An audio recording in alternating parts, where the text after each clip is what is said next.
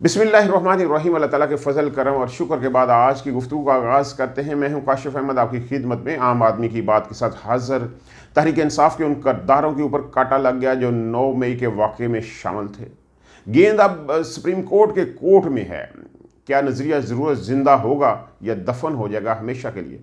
तहरीक इंसाफ से कहाँ गलती हुई? हालिया इलेक्शन में कौन सा ऐसा मकाम था जहाँ पे तहरीक इंसाफ से गलती हुई? इन सारी चीज़ों के ऊपर आज की वीडियो में हम बात करेंगे, लेकिन इससे पहले आपसे दरख्वास्त है कि अगर आपने अभी तक मेरे चैनल को सब्सक्राइब नहीं किया तो मेरे चैनल को सब्सक्राइब लाजमी कर लें। अल्लाह ताला आपको आसानी अता फरमाए। बात शुरू करते हैं तहरीक इंसाफ से।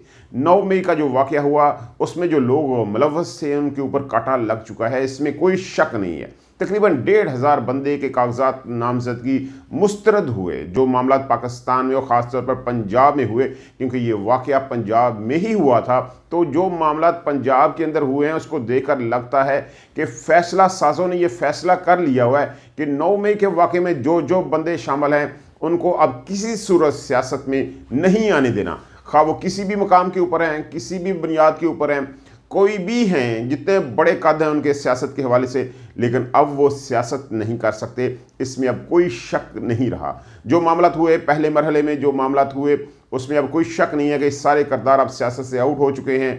आप शमूद कुरैशी के पूरे ख़ानदान को देख लें, सबके कागजात नामजदगी मुस्तरद हो चुके हैं। हमाद अज़हर के कागजात मुस्तरद हो चुके हैं। परवेज़ लाही और उसका पूरा ख़ानदान इलेक्शन से आउट हो चुका है।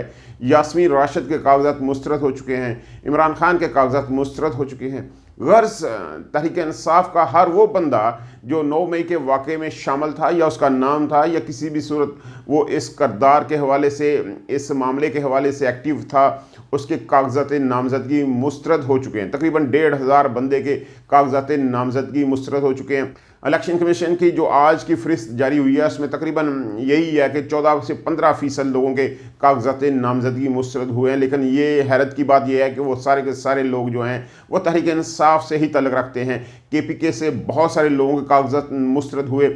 इसमें अब कोई शक नहीं रहा कि जो फ़ैसला साज़ है वो फ़ैसला कर चुके हैं कि अब तहरीक इंसाफ को आगे नहीं आने देना, सियासत में आने नहीं देना। तहरीक इंसाफ को सियासत में रखा जाएगा, लेकिन जो तहरीक इंसाफ के एक्टिव लोग हैं, जो फ़ैसला साज हैं, उनको सियासत से आउट कर दिया जाएगा।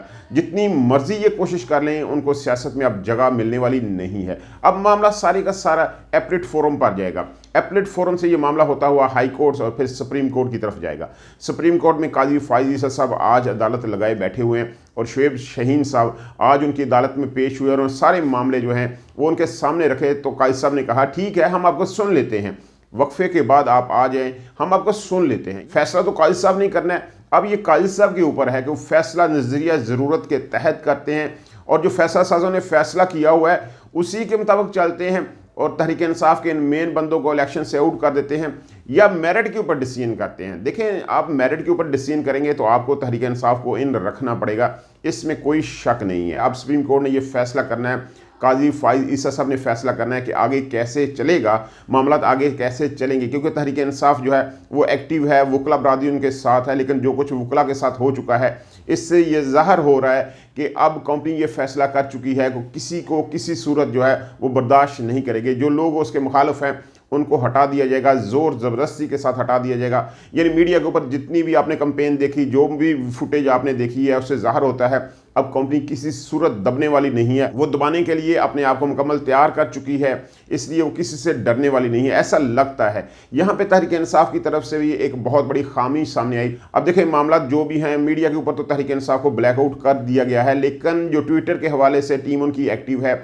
बड़ा इलेक्शन है, इस बड़े इलेक्शन के हवाले से उनकी तैयारी नज़र नहीं आ रही। पाकिस्तान में तो तैयारी हो भी नहीं सकती, इसमें कोई शक नहीं है, क्योंकि पाकिस्तान में कोई टीम भी एक्टिव नहीं हो सकती।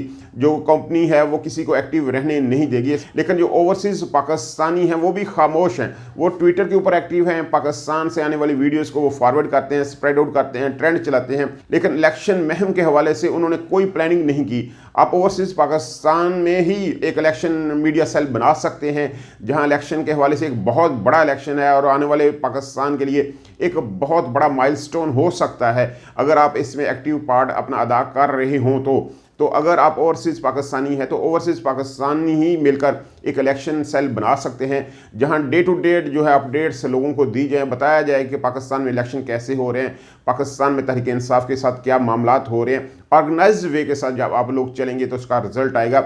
इससे पहले भी लोग पाकिस्तान तहरीक इंसाफ की मीडिया टीम से डरते हैं, इसमें कोई शक नहीं है। जो चौधरी साहब कह चुके हैं कि इस पाकिस्तान के अंदर जो सबसे मुनज़्ज़म जो ग्रुप है वो तहरीक इंसाफ का ही है। ये जिसको चाहें सच बना दें, जिस झूठ को चाहें सच बना दें और जिस सच को चाहें झूठ बना दें, इसमें कोई शक नहीं है। जो लोग बाकी सियासत में हैं वो तहरीक इंसाफ से कोसों दूर हैं। जो तहरीक इंसाफ की टीम है जिस तरह वो ट्रेंड बनाती है, इसमें बड़ी वजह यह है कि ये लोग ओवरसीज़ पाकिस्तानी हैं और बहुत अरसे से मीडिया के तमाम टूल्स को इस्तेमाल कर रहे हैं।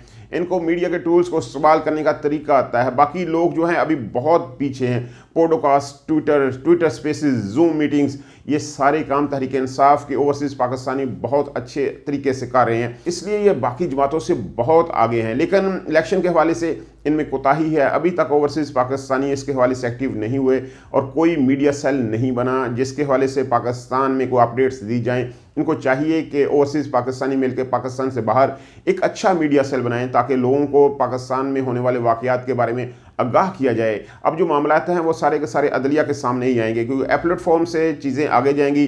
कुछ लोग मुस्तरद हो जाएंगे, कुछ मंजूर हो जाएंगे, उससे मामला हाई कोर्ट की तरफ आएंगे, हाई कोर्ट से मामला सुप्रीम कोर्ट में आएंगे, ये इन काजी साहब की अदालत में होंगे और काजी साहब जो है ये चीज़ ज़ाहिर करेंगे कि नज़रिया ज़रूरत ज़िंदा है या उसको दफन कर दिया जाएगा। देखिए जो फैसला साज हैं वो तो फैसला कर चुके हैं कि 9 मई में जिन जिन लोगों का किरदार है अब वो सियासत में नहीं हो सकते। ये बात तो तय हो चुकी है। आपको अंदाज़ा हो चुका होगा जो कि पंजाब में हुआ है, इससे ये चीज़ सामने आ चुकी है कि 9 मई जिन लोगों ने करवाया, जिन लोगों ने किया, अब वो सियासत में नहीं हो सकते। अब सारे मामला जो हैं वो अदालत में हैं। अदालत इसके ऊपर क्या डिसीजन करती है ये देखने वाली चीज़ है।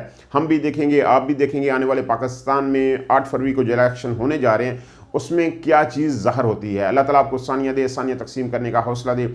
आपकी मोहब्बतों का बहुत शुक्रिया।